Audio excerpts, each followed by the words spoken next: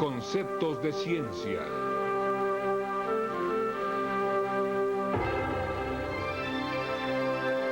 Química orgánica 1. Fijando combustibles. En las heladas regiones de Suecia, un equipo de científicos martillea en las profundidades de la Tierra, buscando una sustancia muy preciada, el metano. Se cree que el metano formó parte importante de la formación del planeta mucho antes de que la vida evolucionara en la Tierra. Los científicos apuestan que nuestro origen se encuentra en el metano, solo que estos cazadores de fosos petrificados solo han encontrado rocas sedimentarias. Sin importar la teoría que prevalezca, el origen biológico contra el no biológico, se sabe que el petróleo contiene más de 500 componentes naturales. Pero ¿de qué consta esta sorprendente diversidad? La clave está en los enlaces que forma el carbono. Con el C4H10 se pueden hacer dos fórmulas estructurales diferentes de esta fórmula molecular. Su derivación se llama isomerismo estructural. Convirtamos las fórmulas a modernos modelos tridimensionales. Estas dos estructuras son butano N e isobutano. Liberemos los hidrógenos. Ahora podemos concentrarnos en la alineación de los enlaces de carbono. La espina del butano N se llama cadena lineal y el arreglo de enlace del isobutano se llama cadena ramificada. Pero un hidrocarburo de fórmula C5H12 tiene tres diferentes isómeros estructurales. Conformado por una cadena lineal, una cadena ramificada y otra cadena ramificada diferente. Los isómeros son compuestos distintivos con diferentes puntos de ebullición. El pentano ebulle a 36 grados, el metilbutano 2 ebulle a 30 grados y el dimetilpropano 2,2 ebulle a 9 grados. Ahora, si se aumenta el número de átomos de carbono a 6, se forma un total de 5 cadenas diferentes.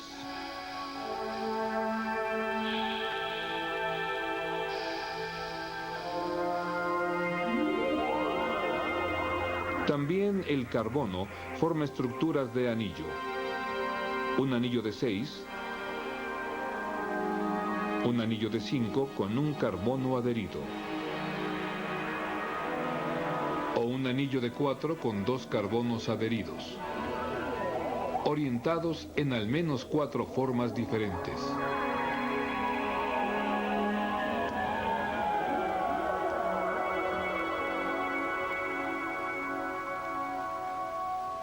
Si sienten que se enfrentan a una cantidad infinita de posibilidades, tienen razón. Pero volvamos a la Tierra y veamos cómo la industria prepara los hidrocarbonos para combustibles. Los pequeños hidrocarbonos, con 5 carbonos, forman el gas natural. La porción orgánica del gas natural, el metano, se encuentra en un 60 a 90%. El equilibrio está compuesto por etano y propano, pero el gas natural también contiene impurezas inorgánicas útiles como hidrógeno y sulfuro y una base de agua. El truco de este cóctel gaseoso es separar lo que necesitamos. El agua y los átomos de hidrógenos deben ser removidos y para comprimir los gases a temperatura ambiente. Y el agua es sacada en su estado líquido.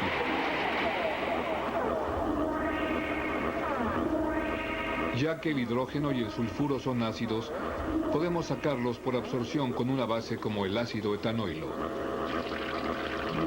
Eventualmente la sal es convertida en ácido sulfúrico sólido. Los gases se enfrían a 45 grados bajo cero para poder condensar el máximo de hidrocarbonos de la masa. El metano es transportado a fábricas y hogares donde forma un excelente combustible. El crudo, por otra parte, es algo más complejo. Es el término genérico para el petróleo y se refiere a la parte del crudo que contiene hidrocarbonos de vida intermedia. Estos son los combustibles volátiles que tienen un uso doméstico e industrial específico.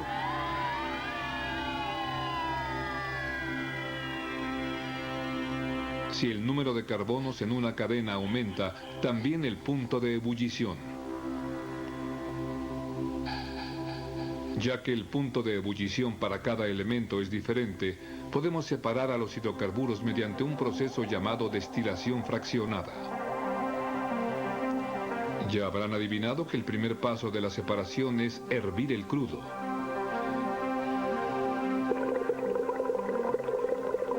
El carbono reacciona con la administración de vapor y la mezcla evaporada entra a la columna fraccionada, donde la temperatura decrece mientras más se sube. Los vapores empiezan a condensarse mientras suben y se encuentran con una serie de topes que los contienen. Aquí se almacenan las moléculas más pesadas que se condensan en el panel más bajo. Las moléculas más ligeras, de menor punto de ebullición, proceden a los siguientes niveles. Noten cómo el líquido que se forma vuelve a la base de la columna.